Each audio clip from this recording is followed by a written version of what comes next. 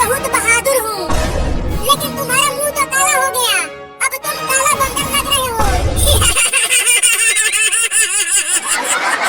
क्या मेरा मुंह काला हो गया? काला बंदर।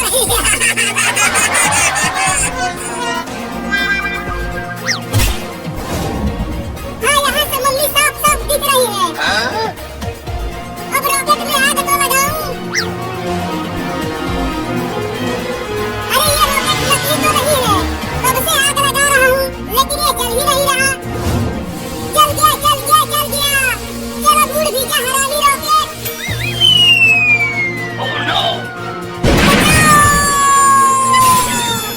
अरे चिंटू देखो मम्मी के पास क्या फट गया, मम्मी गिर गई है। लेकिन हमने तो मम्मी के पास एक भी पटाखा नहीं फोड़ा, तो मम्मी उड़ी कैसे? अरे माई रे, बहुत चोट लगी है। हरामजादो, तुम दोनों को बोली थी कि वहाँ दूर ही पटाखा फोड़ना, लेकिन तुम दोनों ने मेरे पास ही फोड़ दिया। नहीं नहीं मम्मी, हमने कोई भी पटाखा आपके पास नहीं फोड़ा, चिंकिया से पूछ लो। हाँ हाँ मम्मी, चिंटू सही कह रहा है, हम तो यहाँ पर पटाखा फोड़ रहे हैं। नहीं नहीं मम्मी, चिंटू और चिंकी नहीं तुम्हें रॉकेट से मारा है, मैंने खिड़की से देखा था। अबे तू कितना झूठ बोल रहा है बाबू।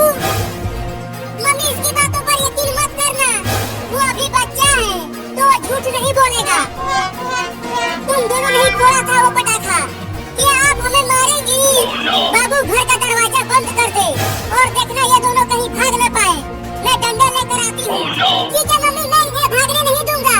उस डंडे में थोड़ा तेल लगाकर लाना मम्मी। क्या?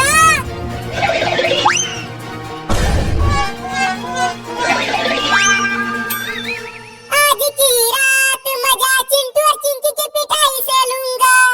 ला ला ला ला ला। चलो तुम दोनों अपना हाथ आगे करो। मम्मी थोड़ा कस के मारना। नहीं नहीं मम्मी, हमें छोड़ दो, हमने पटाखा नहीं फोड़ा। आज दिवाली का दिन है, फिर भी आप हमें मारेंगी? तुम दोनों बहुत बदमाश हो गए हो, मारूंगी तभी सुधरोगे। चलो हाथ आगे करो। ये लो, थोड़ा धीरे से मारना मम्मी। अरे रुको रुको चिंटू की मम्मी, तुम ये क्या कर रही हो? मैं इन दोनों को पीट रही हूँ। इन दोनों ने मेरे पास इतना बड़ा दिवाली बम फोड़ दिया था और मैं उछलकर नीचे गिर गई, लेकिन वो पटाखा इन्होंने नहीं फोड़ा। वो कौन फोड़ा? जब मैं घर आ रहा था तो मैंने देखा तो ये बाबू उस खिड़की के पास से तुम्हारी तरफ एक रॉकेट उड़ा रहा था। क्या? नहीं नहीं मम्मी, पापा झूठ बोल रहा है, मैंने नहीं फोड़ा। मैं झूठ बोल रहा हूँ।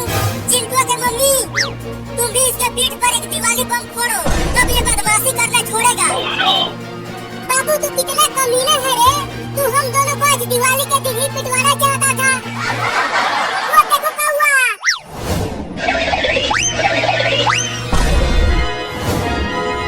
अब तू भाग नहीं सकता बाबू। चलो मम्मी, अब इस पटाखे में आग लगाओ। नहीं नहीं मुझे छोड़ दो मम्मी। तो ये लो। अरे दादा, क्या कर रही हो मम्मी?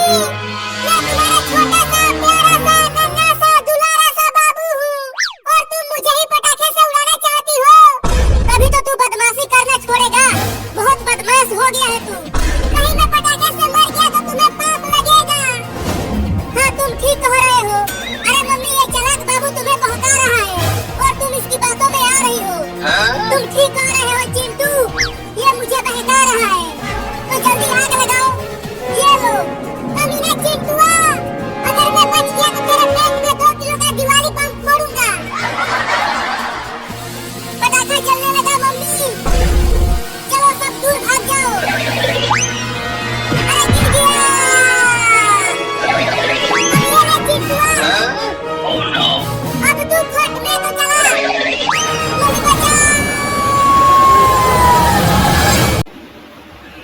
इन लाज़िमीन के ज़रिए माशी हिदायत के असूल के तसव्वुर पर नज़र षानी की जाए और किसी इंसान पर इसकी बर्दाश्त से ज़्यादा बोझ ना डाला जाए, बल्कि ये सोचा जाए कि अगर हम ये चाहते हैं कि आखिरत में जब हमसे سب کتاب لیا جائے تو ہماری ساتھ نرمی کا رویہ ہو، جیسے کہ ایک دعا نبی کریم صلی اللہ علیہ وسلم کی تعلیم کیا گیا ہے کہ میں نے رسول اللہ صلی اللہ علیہ وسلم کو نمازوں میں یہ دعا کرتے سنا ہے: نماز کی حساب یسیر ہے، اللہ مجھ سے آسان مجالسین نماز پوچھوں تو میں نے پوچھا آسان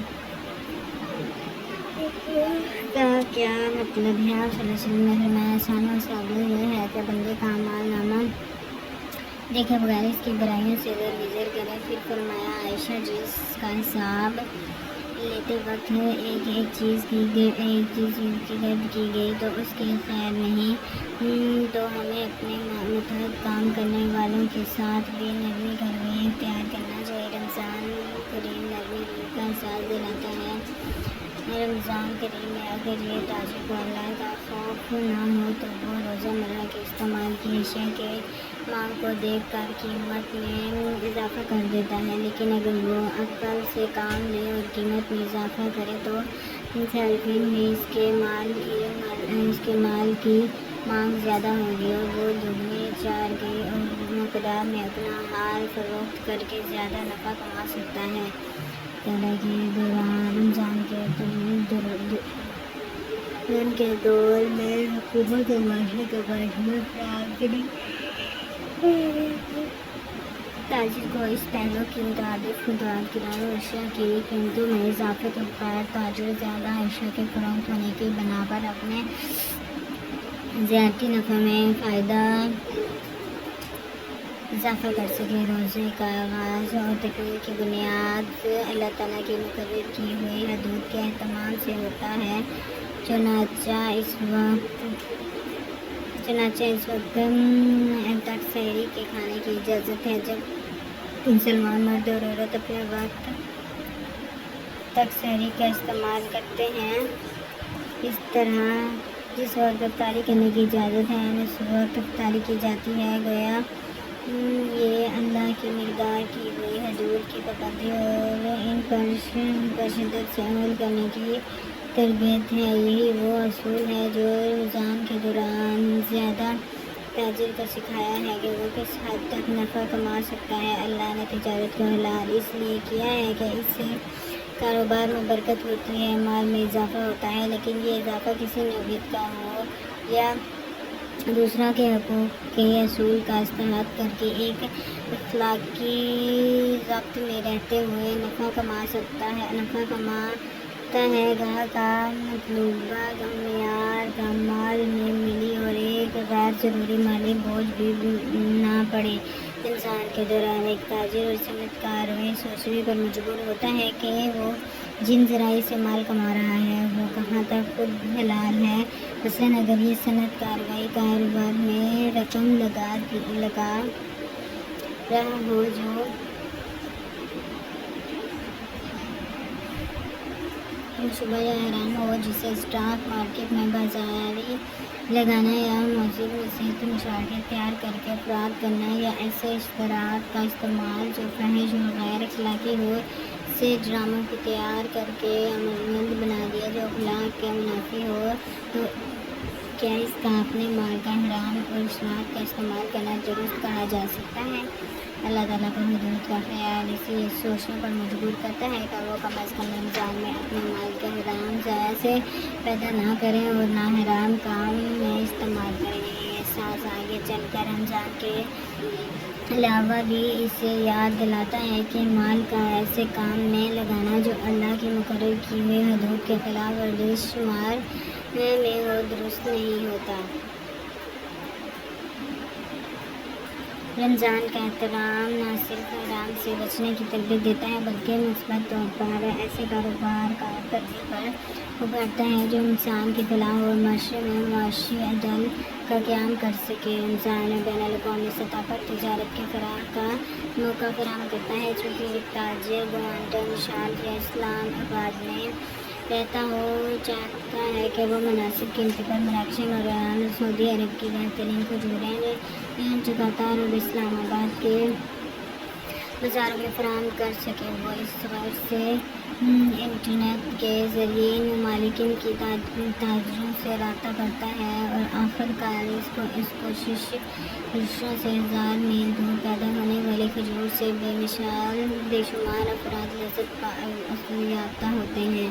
اس طرح دوران کے مسلمان تاجروں کے باہمی معاشی تعلقات کا استحکام پیدا ہوتا ہے۔ رمضان کریم میں قرآن کریم کی سیاست کے اپنے معتدل سماعت اور موقع پر غور کرنے سے ایک تاجر کو یہ احساس ہوتا ہے کہ اسے اپنے مال کے قواعد کا پاس رکھنا ہے، کیونکہ اہل ایمان کی صفات میں سے ایک اہم صفات یہ ہے کہ وہ اپنے وعدے کو پورا کرتے ہیں۔ اگر دیکھا جائے تو تجارت معاہدے پر بنی ہوتی ہے۔ ایک گاہک کو سامان دیتے وقت ایک تاجر اخلاقی اور قانونی طور پر اس کے ساتھ ایک معاہدہ یہ کرتا ہے کہ جو رقم وہ اس کے حصول کر رہا ہے اس کے معاوضے میں جو چیز یا سہولت سروسز وہ گاہک کو دے رہا ہے وہ وصول شدہ قیمت کے ساتھ جائز مناسب رکھتی ہے۔ ایک ماہ کی مسلسل تربیت اس کی عہد پورا کرنے اور اعلیٰ معیار کی اشیاء فروخت کرنے کی عادت کو بہتر کر دیتا ہے اور اس طرح روزے اپنی اچھی تجارت عدل کی عملی تربیت فراہم کرتا ہے۔ روزے کے مشہور ہونے پر اثرات والا یا مسلم کے عالمی مذہب روایات میں روح اور نفس کے تزکیہ کا ایک اہم ذریعہ سمجھا جاتا ہے، جبکہ معاشی سرگرمیوں کو خصوصاً ایک عمل طور پر کیا جاتا ہے۔ اس تناظر میں روزے کے معاشی زندگی پر اثرات بظاہر ایک متعدد عنوان معلوم ہوتا ہے، لیکن اگر غور کیا جائے تو اسلام کی بنیادیت اور افرادیت اس بات کا مطالبہ کرتی ہے روحانی اور مذہبی سرگرمیوں میں نہ کوئی تقاضا ہو نہ رسمی تعلیمی تقسیم۔ رمضان دراصل تذکرہ کا مہینہ اور مال کے تذکرہ کے بغیر اس ماہ کا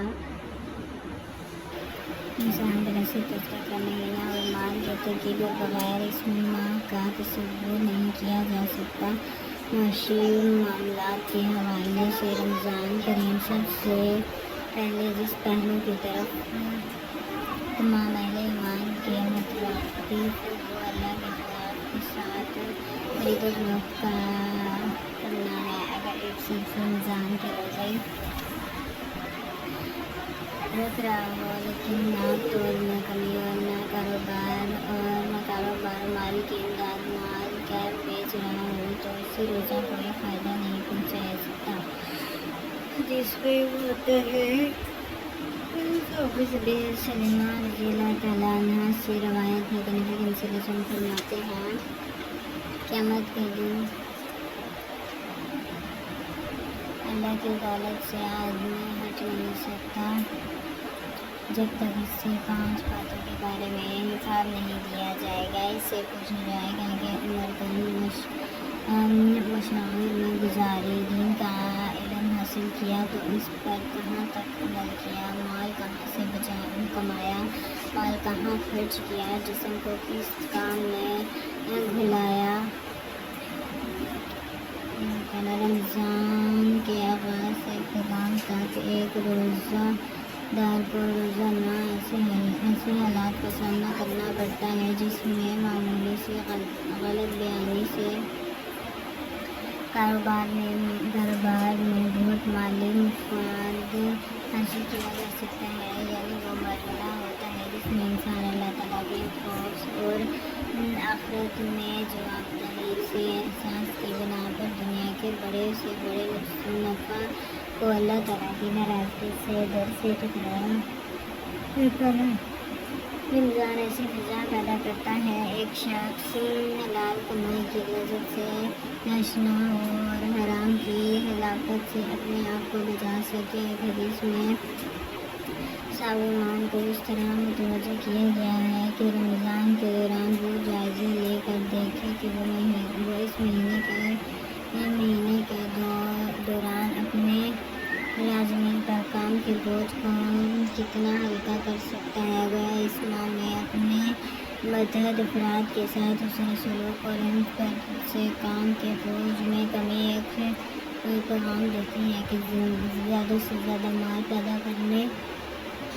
بات یہ ہو رہی تھی کہ ابن کام کی سندھ امداد صرف انسانی حقائق کی تحفظ کے لیے ایک عملی اقدام تھا۔ اس عرض سے عراق کے مسلمان گورنر جارج بن یوسف نے ابن اسلام کو مسلمان اور بچوں کے حق کے تحفظ کے لیے سندھ بھیجا، جنہوں نے راجہ طاہر کے حکم سے قیدی بنا لیا گیا تھا۔ یہ حقوق انسان کی وزارت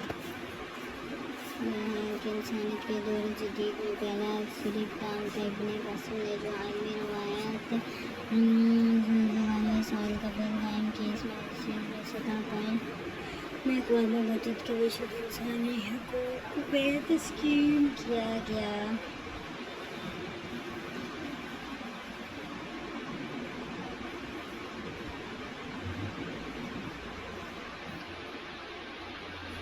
اقوام متحدہ کا مشورہ ان کا پیدائشی حق دلانے میں ناکام رہا ہے۔ بہت واضح مثالیں فلسطین اور کشمیر کے مظلوم انسانوں کی جدوجہد آزادی ہیں۔ ابن قاسم نے سندھ میں جس روایت عالم کا آغاز کیا، اس نے سندھ کی مروجہ جاہلی تہذیب کے تو حمیت بت پرست اور فرما بردار کے خوراک اختیارات کی جگہ وحی اہلی اور علم پر بنی ایک نئی ثقافت کو مترادف کرایا۔ سندھ میں ٹھٹھا عالم فکر اور ثقافت سرگرمیوں کا مرکز بنا دیا گیا۔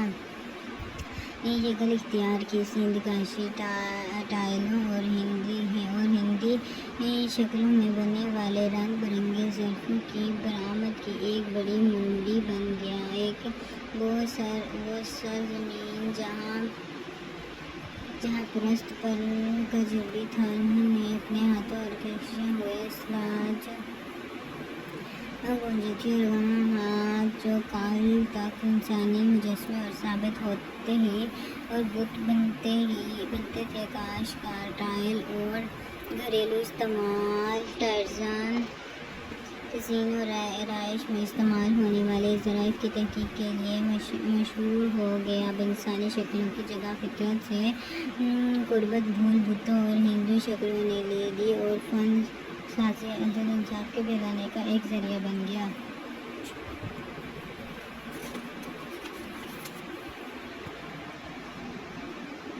ابن قاسم نے یہاں آ کر حقائق انسانی کی بحالی کا ایک نیا باب تحصیل کیا، اور اس نے عادلانہ طرز حکومت کے نتیجے میں رضا کا روانہ طور پر سندھ کے عوام نے اسلام قبول کیا اور دین کے علم و برادری بن کر عالمی روایت قائم کی، جو آج تک اس خطے کے اندر موجود ہے۔ سندھ میں قدیم کتب خانوں کا کثرت سے پایا جانا یہ ظاہر کرتا ہے کہ اسلامی ثقافت کے اس مرکز میں مظلوم میں تعلیمی اور عملی ذوق کا معیار بہت بلند تھا۔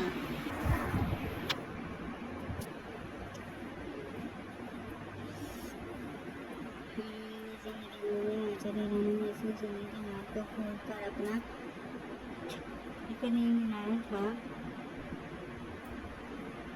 ابن قاسم جو نوجوان تھے، جس نے کچھ عرصہ قبل جب وہ 15 سال کا تھا، قد قبائل کی بغاوت کو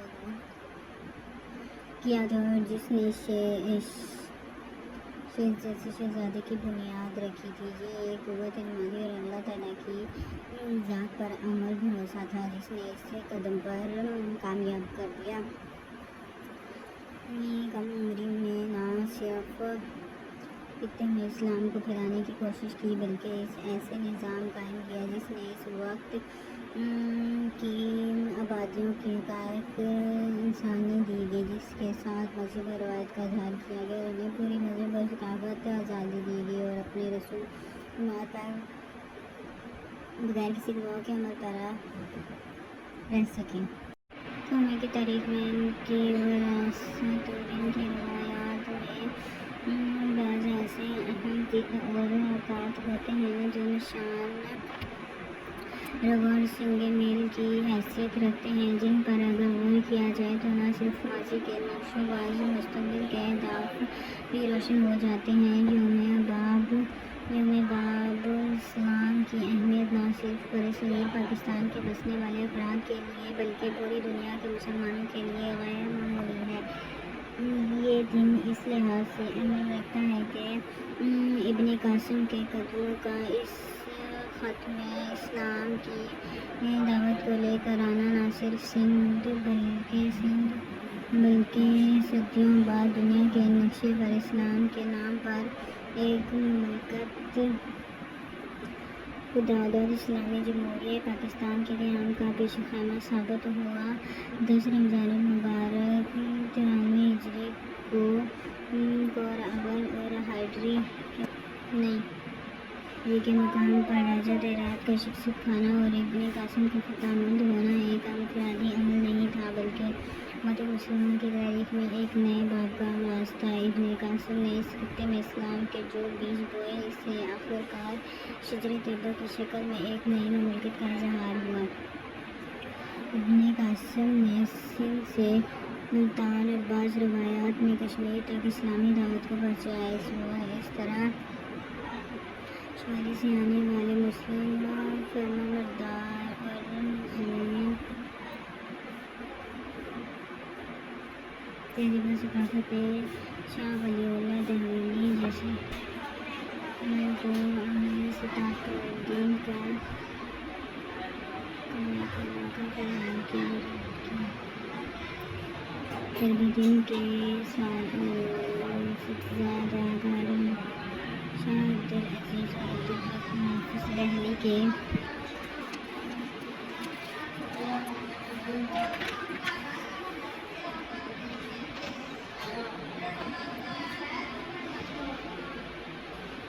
شاہ صاحب کی قرآنی فکر کو آگے بڑھانے میں امداد دی۔ نتیجتاً شاہ صاحب کے جانشینوں میں شاہ اسماعیل شاہ جیسے افراد کا ظہور ہوا۔ اگر غور کیا جائے تو اس واقعے کے غیر معمولی گہرے ثقافتی، تاریخی اور عملی اثرات نہ صرف اہلیان پاکستان قبلہ موصوف وسیع جنوبی مشرقی ایشیا اور یورپ اور امریکہ تک پہنچے اور اس خطے سے ایسے اہل فکر ابھرے جن کی فکر میں مغرب و مشرق پر گہرے نقشے چھوڑے دور جانے کی ضرورت نہیں۔ صرف 20ویں صدی میں خطے نے عالم اسلام اور دنیا کو علامہ اقبال، علامہ اردو اور دیگر رہنماؤں، حضرت حسین ندوی جیسی شخصیات دی۔ یہ واقعہ اس لحاظ سے بھی اہمیت رکھتا ہے کہ یہ اہم یاد دلاتا ہے کہ رمضان ہی وہ مہینہ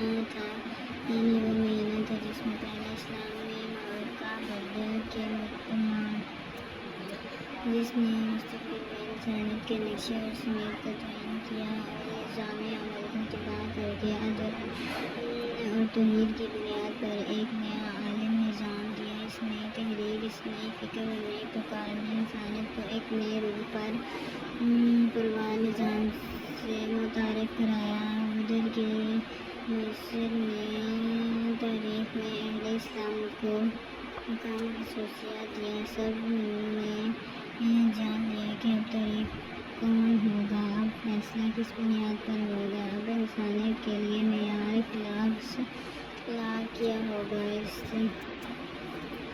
مبارک مہینے میں 70,000 سے فتح مکہ ہوتے قدر بدولت منشورتا نے پوری دنیا کا نقشہ بدل کر رکھ دیا۔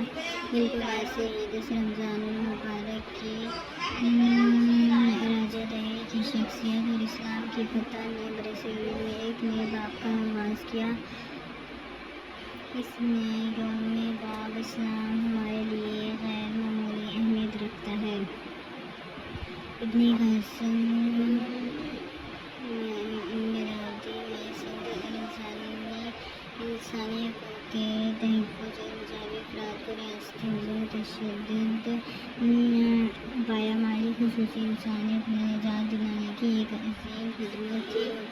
غریب سدن چھوٹوں اور بات پر فخر کرتے ہیں کہ 1948 میں اقوام متحدہ نے ایک مقررہ جاری کیا جس نے انسان کے بنیادی حقوق کے تحفظ کی طرف متوجہ کیا گیا، لیکن اگر بلا کسی تحقیق کے دیکھا جائے تو یہ منشورہ دنیا کے ممالک کے لیے ایک اعلیٰ دستاویز فراہم کرتا ہے، لیکن حقوق کے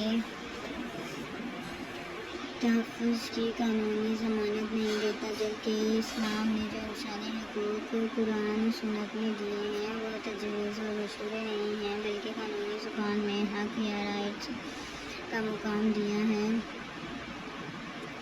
یہ ہماری بدقسمتی ہے کہ ہم نے بہت سے بیرونی اور جہل ثقافت اثرات کو قبول کرتے ہوئے خود امت اسلامیہ کے اندر وہ تقسیم پیدا کر لی ہے جن میں بنیاد اسلام میں نہیں ہے۔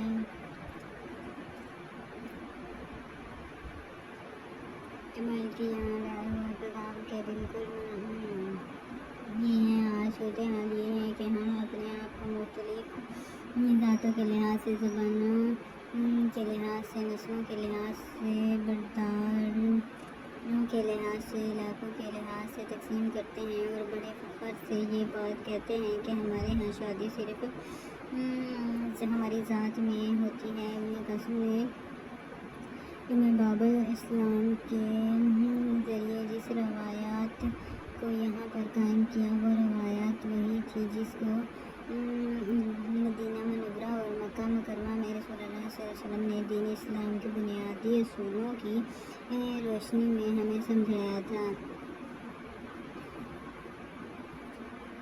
دین اسلام میں انقلابی طور پر سات خون اور معاشی جداد داری کو ختم کرنے کے بعد مساوات انسانی کا درس دیا تھا۔ ابن قاسم کے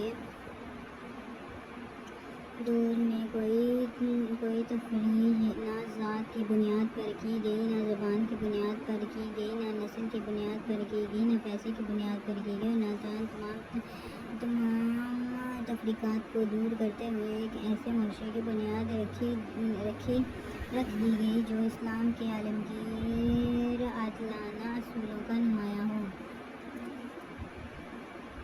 یوم باب الاسلام کی اہمیت اسی بنا پر ہے کہ اس تاریخی واقعے نے سندھ کے نسلوں انسانوں اندر راہ روایات سے آزاد کر دیا۔ یہ دن ہمیں یاد دلاتا ہے کہ سندھ میں ہماری تہذیبی اور ثقافتی جڑیں کسی سرزمین میں محفوظ ہیں۔ سندھ میں باب الاسلام کی مثال ایسی ہی ہے جیسے مصر میں عمر بن عاص کی فتح اثر کے بعد وہاں یہ تاریخ کا ایک روشن اور دور شروع ہوا اور ماضی کی تاریکیاں جن ہی حضرت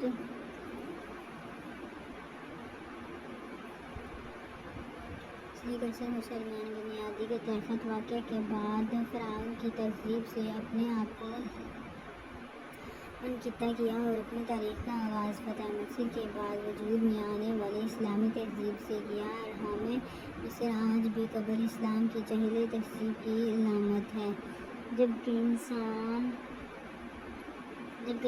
مصر اپنا رشتہ افریقہ سے نہیں بلکہ عمر بن عاص کی لائی ہوئی اسلامی تہذیبی ثقافت سے جڑتے ہیں، جن ثقافت نشانیوں کی طرف اسلام موضوعات ہوتے ہیں۔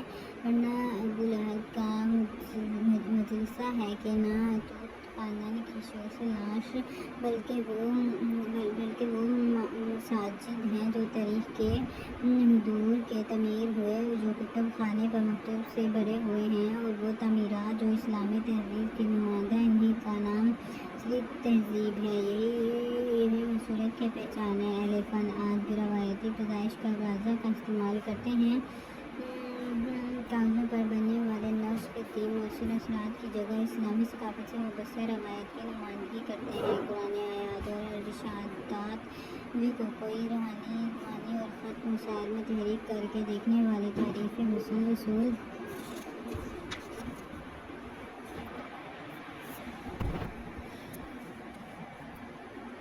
کرتے ہیں۔ اگر غور کیا جائے تو یوں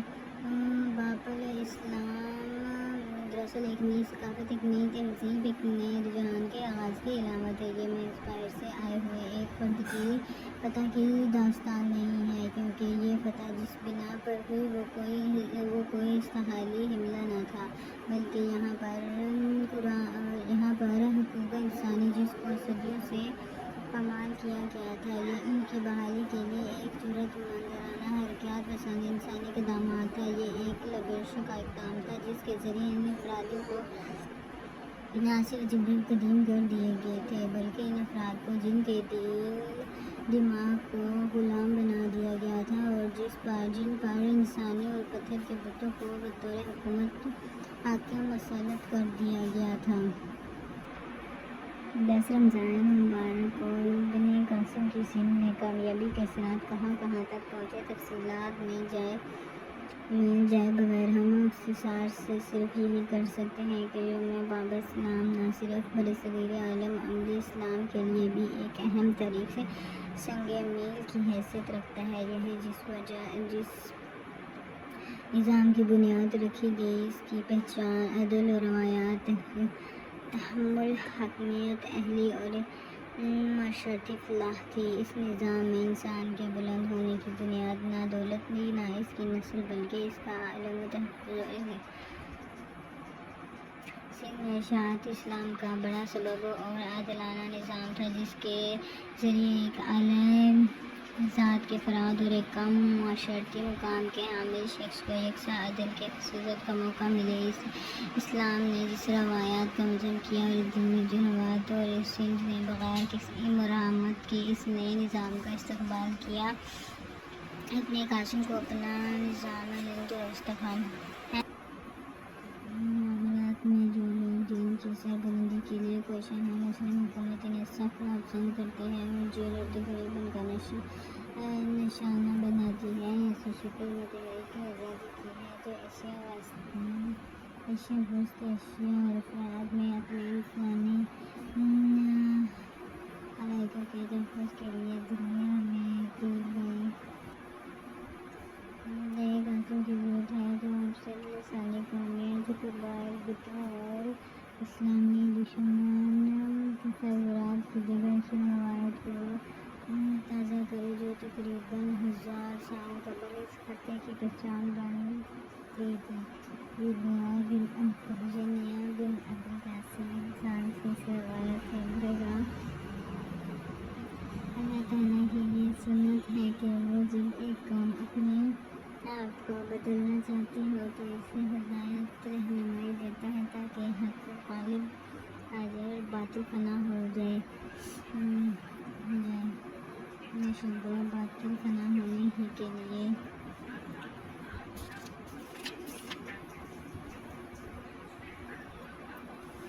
رمضان اور جشن پورا رمضان کریم نے رمضان کو اپنا مہینہ کہا ہے، گویا پورے ایک ماہ تک اللہ سبحانہ و تعالیٰ کی طرف سے انسانیت کی ہدایت اور فلاح کے لیے نازل کیے جانے والے کلام عزیز سے اپنے تعلق کو، اپنی محبت کو، اپنی وابستگی کو تازہ کیا جائے اور یہ مہینہ جشن قرآن بن جائے۔ انسانی معاشروں میں جشن خصوصیات موقع پر بنائی ہوئی ہے۔ جشن آزادی کسی ملک سے جو استحکام سے وابستہ ہوتا ہے۔ جشن ولادت وہ لوگ مناتے ہیں جو اپنے یا کسی کی ولادت کو کسی مقامی عرصے سے وابستہ کرنے پر ایمان رکھتے ہیں، لیکن جشن قرآن کا تعلق اس کے پیغام اور اس کی انقراض تعلیمات کے ذریعے تاریخی انسانیت میں ایک نئے دور کے آغاز سے ہے۔ یہ ایک پرقدر جشن ہے۔ اس کا آغاز یکم رمضان سے اور اختتام میں یکم جولائی کا ہوتا ہے اور پورے مہینے میں نہ صرف روزہ